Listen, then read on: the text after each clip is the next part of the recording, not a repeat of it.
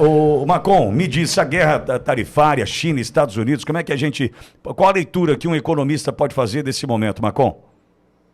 Bom, Pitoli, em primeiro lugar, é um assunto que as pessoas precisam entender que nós estamos vivendo uma ruptura de um modelo instaurado aí no mundo já há pelo menos 50, 60 anos. A última grande ruptura que a gente teve aí foi quando se teve a quebra do padrão ouro lá, quando os Estados Unidos garantiu que o dólar era lastreado em ouro ali na década de 70.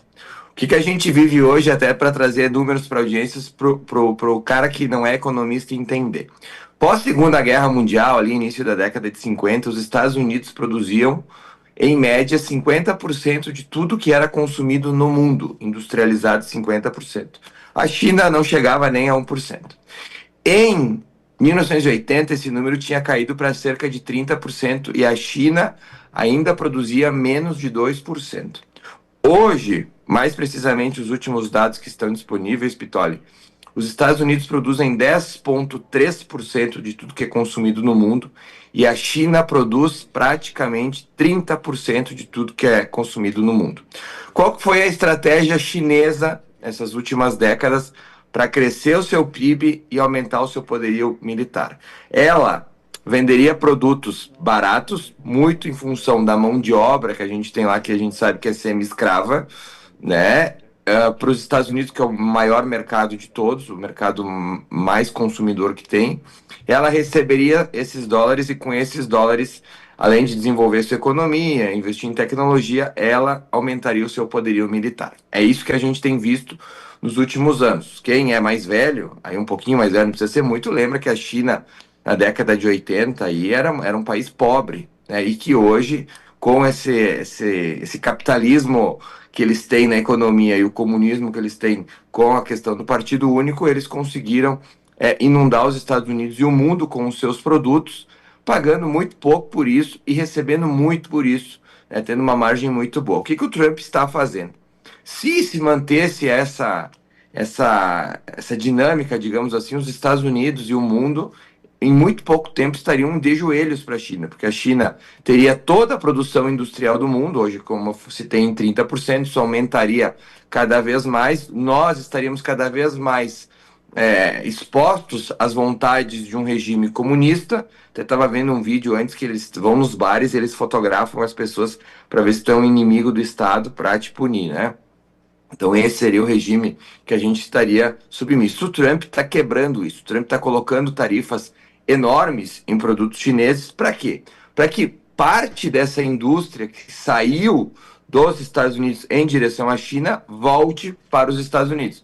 Posso dar um exemplo aqui clássico, que é o iPhone. O iPhone nos Estados Unidos, o último, o 16, ele é vendido por cerca de US$ 1.000 e agora com as tarifas tá aí para US$ 1.600. Detalhe, é mais barato ainda que no Brasil, tá? Mas ele está aumentando aí em cerca de US$ 600, 600, US$ 700. O que o Trump está forçando?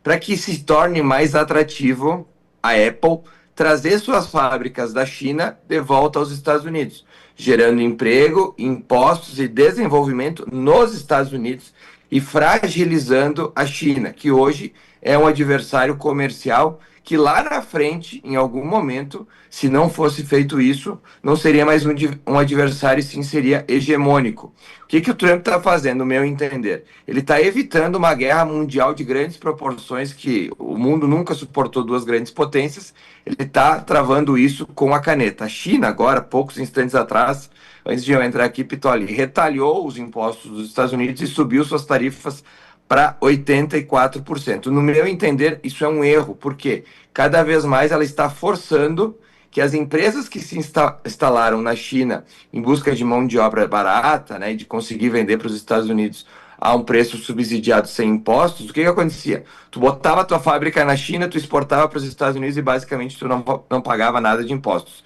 Isso não vai mais acontecer. Então, o Trump ele está causando essa ruptura e toda ruptura gera muito ruído. A gente vê as bolsas caindo porque, obviamente, ele deve estar produzindo uma queda nos PIBs mundiais, porque isso leva tempo, tu levar as fábricas, tu reorganizar o teu sistema de produção. Mas em um futuro, isso é muito importante que ele está fazendo para que a gente possa ter um país realmente forte que defende a liberdade do nosso lado. O Trump prometeu isso na campanha, prometeu que ia levar impostos de volta para os Estados Unidos. Essa arrecadação que ele está fazendo, ele está tirando das empresas americanas. Teve um número que ele baixou de 21 para 15 os impostos dos CNPJs lá nos Estados Unidos e promete, inclusive, baixar, inclusive terminar com o imposto de renda. É uma das promessas do Trump, terminar com o imposto de renda.